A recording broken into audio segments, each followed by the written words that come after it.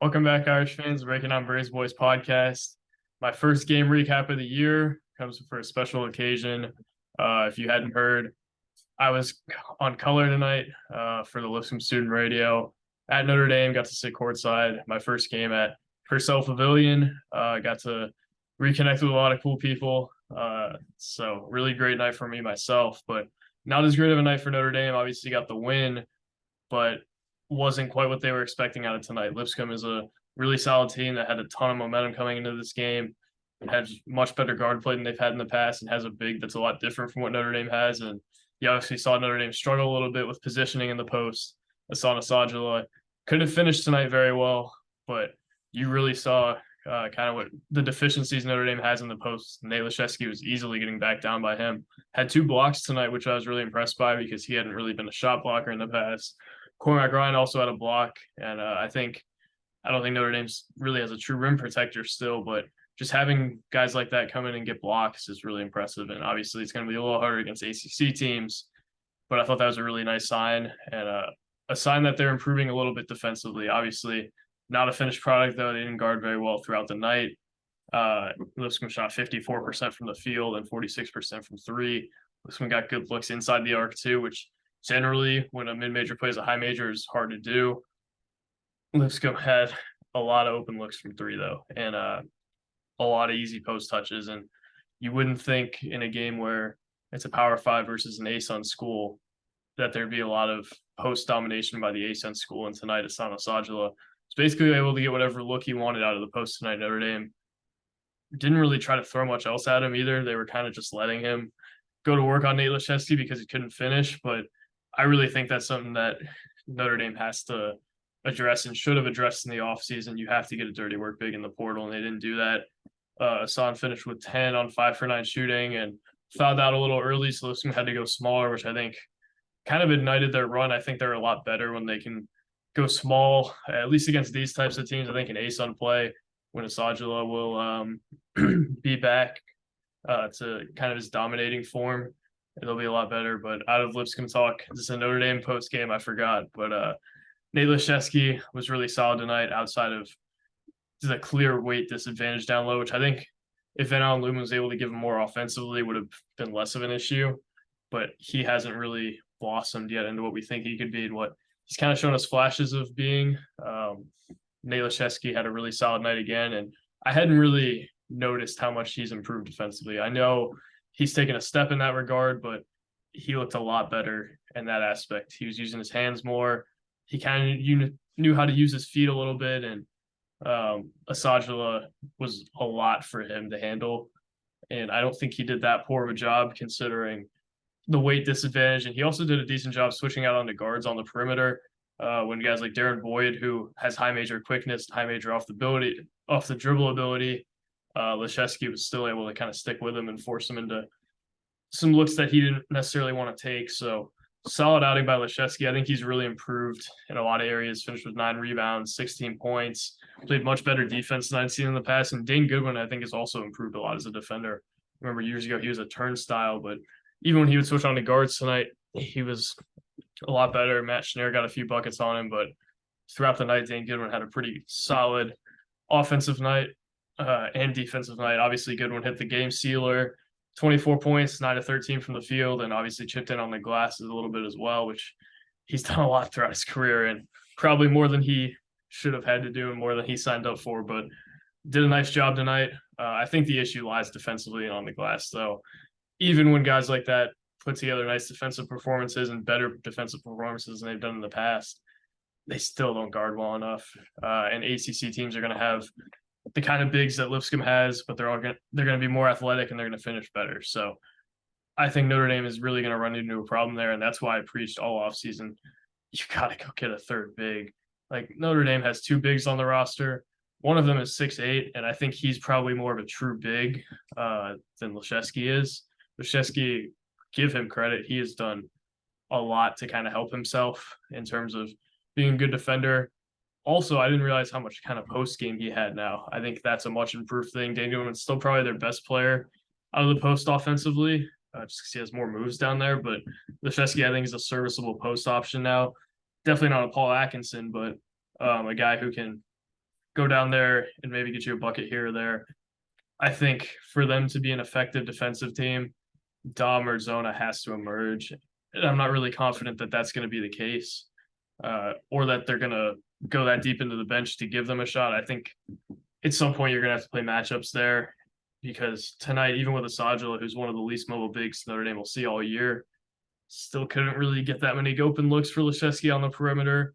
And a lot of those looks were coming off baseline out of bounds plays. Took 5 threes. I think 3 of them were off baseline out of bounds plays, which I mentioned on the broadcast. Digger Phelps must have been real proud of Bray for scheming up some of those looks right in front of his face. I think Digger Phelps was sitting right next to where Nate Lashesky hit the 2 baseline out of bounds threes. But that's the thing with this team. They're unbelievably talented in the backcourt. JJ Starling, I saw tonight, is a legitimate 5-star. I still think he may have a little growing to do, maybe a little more than I anticipated originally, but you could just see the complete difference between him and Lipscomb's guards. He's quicker, he's more athletic, he's faster, and you saw flashes of him not being a freshman. You saw flashes of him going in the lane, being composed. You also saw in that fast break, Will Pruitt was able to take a charge on him, though, and kind of shift the momentum towards Lipscomb a little bit. So Starling has some growing to do, but man, is he talented, and man, is he going to be a player for Notre Dame. That was clear to me tonight. Trey Wirtz had a really nice start to the season, tailed off a little bit tonight, 8 points. I still think he looks better than he had, but he has got to improve defensively. Lipscomb was going after him. Trey Benham had those 12 early points. It was out of his mind, and Trey Wirtz was guarding him. They switched Cormac onto him, only had 2 points after that, at least in the first half. Darren Boyd was the guy Wirtz shifted onto. He also had a really nice stretch there as soon as Wirtz went onto him. So Wirtz is getting better. He's providing more value for this team, but he's got to improve defensively. And I think Notre Dame knows that, and Lipscomb certainly knew that tonight. They were putting an emphasis on whoever Wirtz was guarding, and whenever they switched Wirtz onto Ognacevic, it was a lot harder for Notre Dame to get stops, and that's kind of when Ognacevic got going too, who went 9 for 12 tonight and had a really nice night. Van Allen Lubin didn't really show us kind of what I thought he would. You can see the athleticism, and he went into the game and made more plays than I think people realized. He got on the glass, got 3 rebounds, affected guys going into the lane. And I think he has value in that, but you can't. Bray didn't really trust him down the stretch, and he went 5 deep for probably the last 12 minutes of the fourth quarter. Team kind of tailed out in terms of energy towards the end, and he's got to get to a point, at least offensively, where Mike Bray will trust him. And I don't know if he's completely there yet. I think it's going to be more of a 6, and then Van Allen Lubin once Hammond gets back, which will probably be next game. He obviously didn't suit up tonight. So Notre Dame still has some growing to do. I mean, they are immensely talented, like I said, but the narrative that they were going to walk into the tournament, and because they have veterans, they were going to walk into the tournament. I never got that. Like, they're really talented. They have one of the best backcourts in the country, probably top 10, top 15 backcourt in the country, just because of all the depth. You have a 5-star recruit. You have Dane Goodwin, who is a legitimate all-ACC player. Cormac Ryan is coming up on that. Trey Wirtz is getting better. Marcus Hammond, maybe their best scorer in the backcourt outside of Dane Goodwin, but they got to improve defensively. They got to rebound. And a lot of that is personnel issues to me. I think it's got to come from the bench, kind of like it did in 2020, 2021. If you're going to get stops against a team like UNC, against a guy like Armando Bacot, it's got to come from Don Campbell and Matt Zona. Like, they just didn't have enough beef down there to stop Asajala from getting to his spots and rising up. And he went up a little soft throughout the night, but he easily could have had 15, 20 points if he didn't get in foul trouble and was able to convert around the rim. So that's an area of concern to me. Lipscomb was able to rebound better than Notre Dame throughout the night, had out-rebounded them 32-14 or to 24. I really don't like that either. Notre Dame let him back in the game, and that's another sign that you really don't like to see. The fact that they were up 10 in the first place is good, but you got to defend better. You got to rebound better. And you saw Notre Dame turn it over a little bit tonight, which you hadn't seen as much from a Mike Bray team throughout the years. It is November. Can you look back to where this team was last November, where they were losing to Texas A&M and St. Mary's, and we thought the sky was falling. They lost to Boston College in Boston College, and the sky was actually falling. They were in a really bad spot, but I think they're in maybe a better spot than that now. They have more get right opportunities throughout the non-conference slate. They showed progress on Sunday against Southern Indiana, but yeah, they got to get better in a few crucial areas. I think people overlooked that going into the year just because of the talent they had, especially in the backcourt. But yeah, some takeaways. Nate Laszewski, I think, is greatly improved. Wirtz, I think, is improved offensively.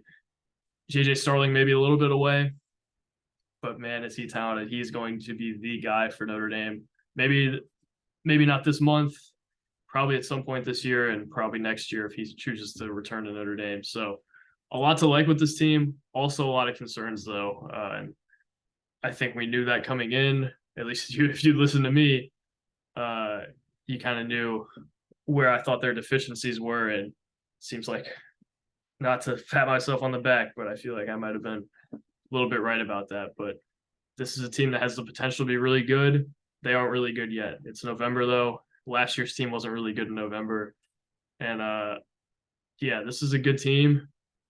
They aren't a team that's going to be at the top of the ACC if they play like they did tonight and let Lipscomb back into the game and only have 5 guys that they can trust late in the game. And I don't even know if he trusted 5 as he got inside the 10-minute mark. I think he trusted 4. But Cormac Ryan, I didn't mention as well.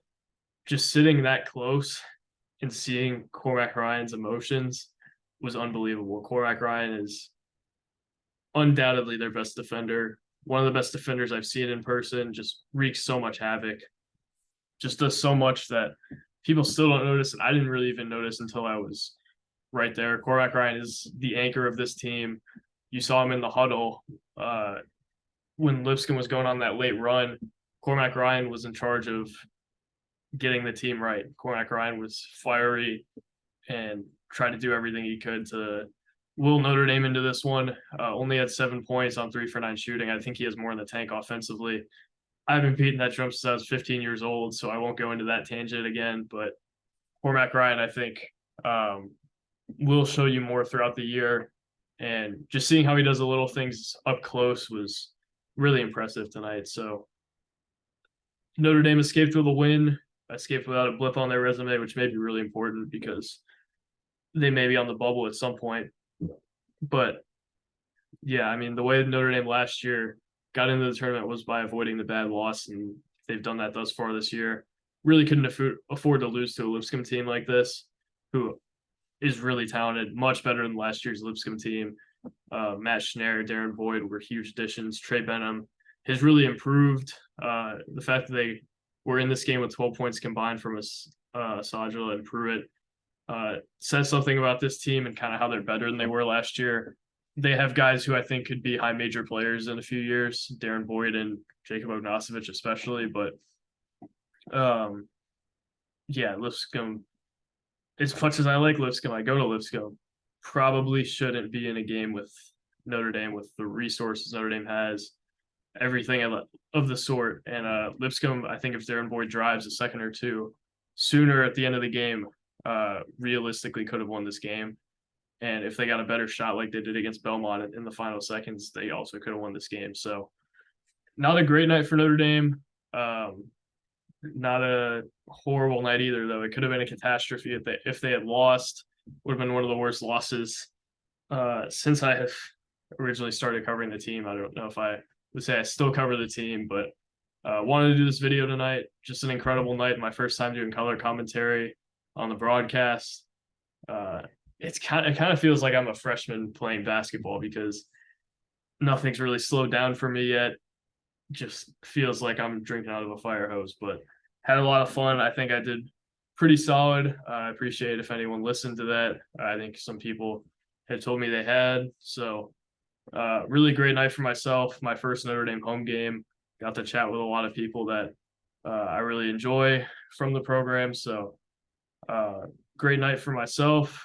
Lipscomb really gave him a fight and made it a lot of fun for the football weekend crowd. And I think that was big for Notre Dame as well, just having that crowd behind them. Energetic crowd, too, from what I heard. I had headphones on because I was on the broadcast. But Notre Dame seemed to have a nice student section tonight and also a nice general crowd. So not a bad weekend for Notre Dame if they can get a win against Boston College tomorrow. The basketball team still has improvements to make as the football team does, though. And yeah, this is not a great team at the moment. Has the potential to be if they can get more from their freshmen and more defensively, more on the glass, more little things, which has always been the thing with Mike Brey teams. They got to do it well enough. Right now, they're not doing it well enough to me to beat ACC level teams. So they've done it before, and I wouldn't doubt if they did it again just because of how talented this group is. But I'm not going to be the one telling you that they're going to walk into the tournament. They have to get better. And I think that's been overlooked a little bit throughout the summer and throughout the offseason in general. So I appreciate you guys watching. Just a great night for me. I couldn't even believe this game got scheduled. As soon as I go to Lipscomb, they play for the first time in forever. So I don't know if Notre Dame wants to play them again after tonight and kind of the challenges they brought. But what a night for Lipscomb basketball, just staying with Notre Dame. But leaves something to be desired for Notre Dame, and I do think they can fix it. To what extent they can fix it, I'm not sure, but it can certainly get better than it is now. So thank you guys for watching. Even as I've left the beat, still love covering this team and really enjoy doing it again tonight, and we'll probably do it here or there if I get some time. So I appreciate you guys watching, and peace.